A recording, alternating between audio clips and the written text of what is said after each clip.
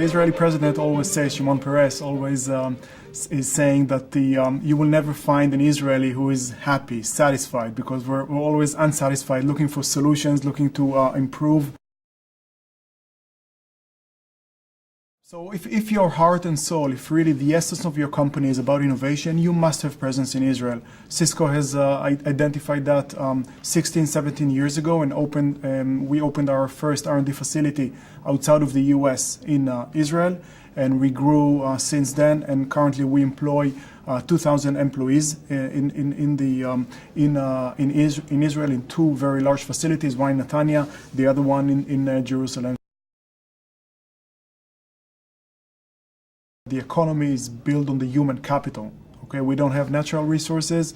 The only advantage that we have is the level of the human capital. So you have great infrastructure in terms of academic background, K-12 education. This really attracts multinational companies like Cisco.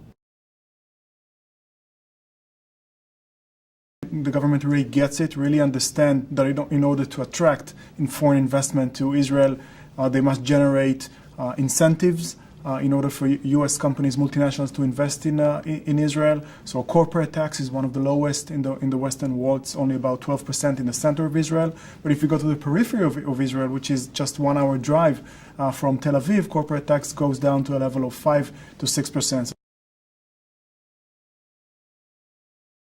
Intel is developing its current generation of processors, next generation of processors in Israel. If you take a look at the mobile industry, the camera on the mobile phone, the cell phone, was invented by Motorola in Israel. If you take a look at software, Microsoft is doing amazing things in Israel, and also for Cisco, for video, for service provider. NDS is a key component in Cisco's go-to-market and innovation model.